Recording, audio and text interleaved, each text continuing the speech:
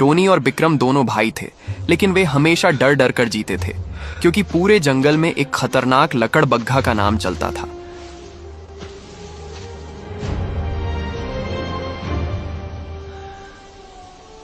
जब भी वह चलता था तो पूरा जंगल के जानवर सहम जाते थे। उसके खामोश रहने पर भी सभी जानवर डर के कारण छिप जाते थे, क्योंकि उन्हें लगता था कि सरदार आ गया है। एक दिन दोनों भाई किसी काम से जा रहे थे।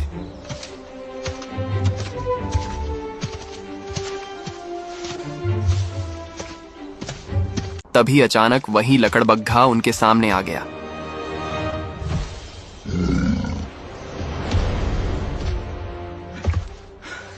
वह मुस्कुराते हुए बोला, तुम दोनों कहां जा रहे हो और मुझसे छुपकर क्यों जा रहे हो? देखिए सरदार, हमें बहुत भूख लगी है, इसलिए हम खाने की तलाश में निकले हैं।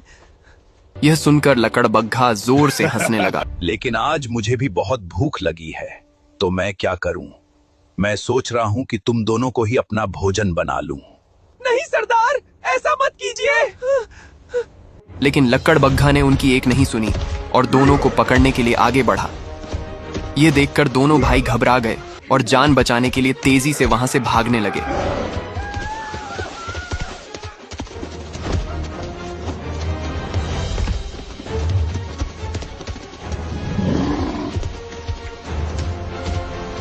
लकड़बग्घा उन दोनों भाइयों के पीछे भागता है, लेकिन दोनों भाई उसकी चालाकी को समझ लेते हैं।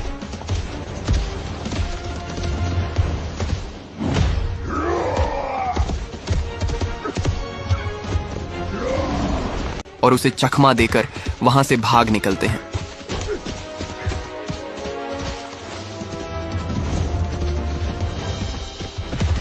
कुछ देर तक पीछा करने के बाद जब लकड़बग्घा उन्हें नहीं पकड़ पाता तो वह बहुत गुस्से में आकर वहां से लौट जाता है। इधर दोनों भाई किसी तरह सुरक्षित अपने घर पहुंच जाते हैं।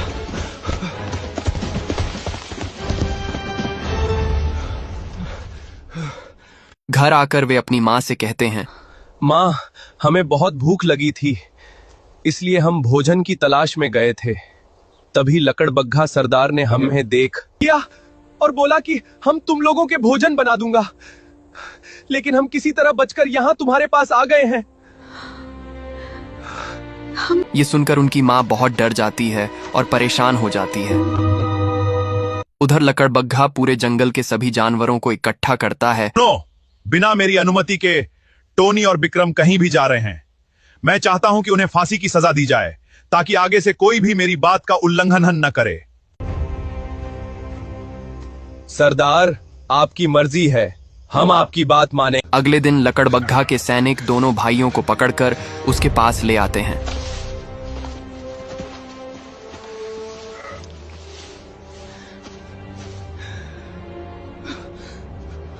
वह आदेश देता है, इन्हें फांसी पर चढ़ा दो।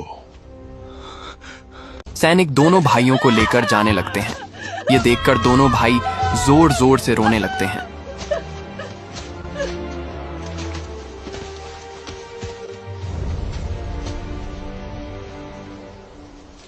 उनकी मां भी अपने दोनों बेटों को इस हालत में देखकर बहुत रोने लगती है।